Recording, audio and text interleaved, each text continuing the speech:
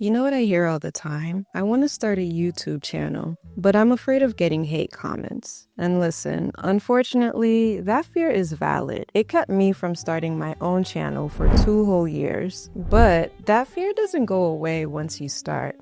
In fact, when your channel starts growing, it can hit harder than ever. You see, we're told to grow thick skin, don't take it personally, and just ignore the haters.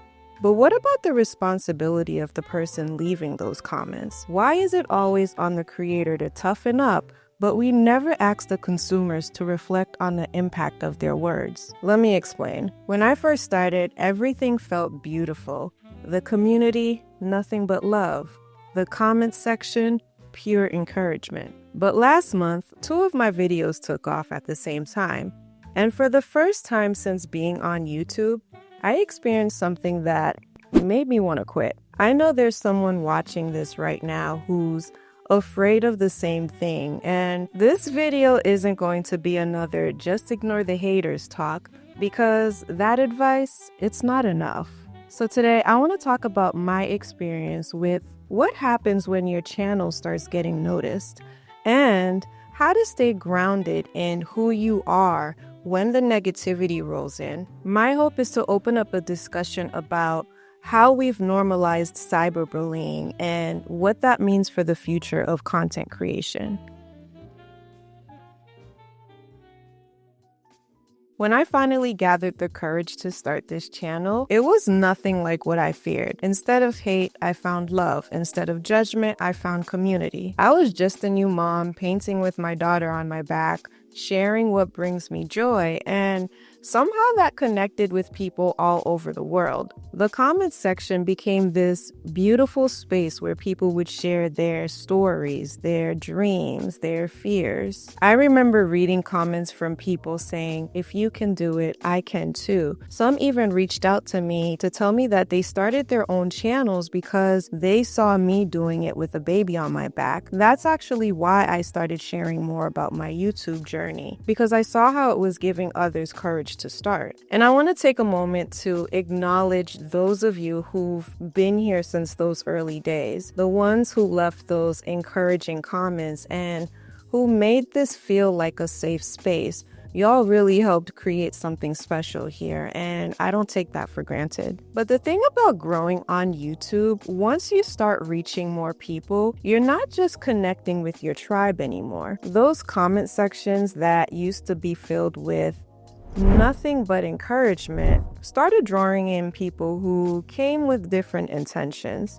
It started attracting people who weren't aligned with what I was doing here. And being someone who's sensitive to energy, I know some of you understand exactly what I mean by that. Even though someone isn't physically in your space, you can still feel them through the screen.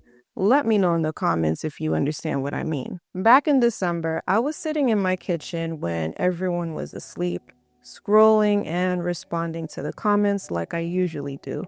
And y'all, my heart just started sinking. Comments were flooding in, and some of them were just brutal. People calling me names, picking apart my art, even making up things about what I said in my videos. I sat there for 2 hours just reading, not even realizing how much it was affecting me until I felt this heaviness in my chest that I hadn't felt since back when I used to get bullied. I'm not gonna lie, I was triggered, and I realized I wasn't prepared for this mentally or emotionally. It really took a toll on me. And I want to make something clear.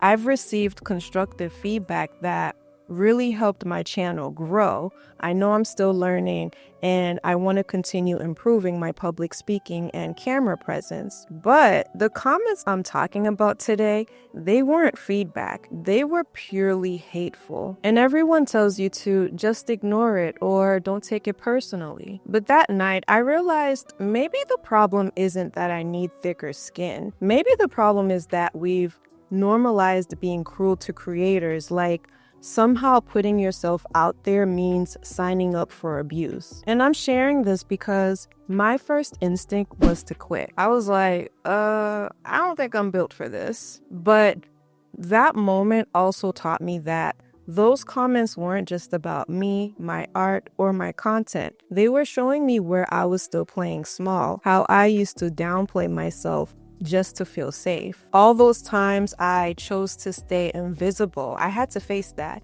And I knew I couldn't let those old fears make my decisions anymore because I would be letting a lot of people down. And I had to remind myself that being sensitive doesn't make you weak. It's actually a gift. It's how you connect so deeply with people. It's why your content touches hearts in ways that not everyone will understand. So if you're watching this and you've been holding back because you're afraid of judgment, I want you to know that you don't need thicker skin. You need to know who you are.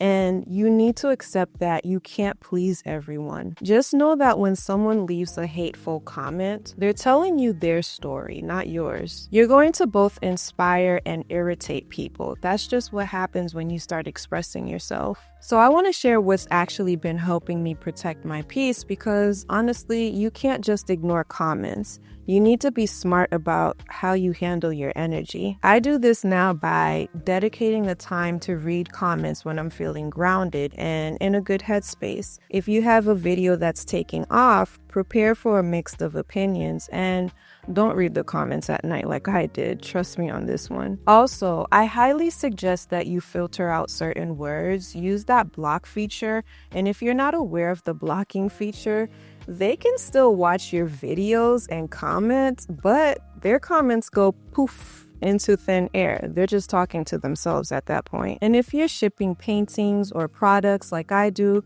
please protect yourself. Get a virtual address or P.O. box to stay on the safe side. Be mindful about what personal information you share in your videos because every small detail adds up and you need to be intentional about what parts of your life you put out there. These practical things will help you, but I wouldn't have made it without having a support system because the thing that really got me back in a better headspace wasn't just blocking comments. It was reaching out to other creators and talking to my peer mentors, people who understood exactly what I was going through. Because trying to handle all of this alone is tough. You need people in your corner who get it. Someone who can remind you of who you are when those negative comments start messing with your head. And if you feel like you don't have a support system right now, feel free to reach out to me via email or send me a DM on Instagram. Because at the end of the day, we're still human, all of us, the ones creating content and the ones consuming it. And we need to be better with how we treat each other online. This is bigger than just YouTube. We're entering an era where more and more people are going to use these platforms to share their gifts, to make a living, and to build something meaningful. I keep thinking about all the young creators coming up, all the sensitive souls with something beautiful to share. They're going to face this too, and while these platforms are adding features to block negativity, that's just treating the symptom. The real conversation we need to have is about why it's become so normal to tear each other down online. Why do we keep telling creators to toughen up instead of asking why people feel entitled to be cruel? I've been thinking a lot about what this means for the future of content creation because we're at a turning point where being a creator isn't just some trend or side hustle. For many people, it's becoming their path.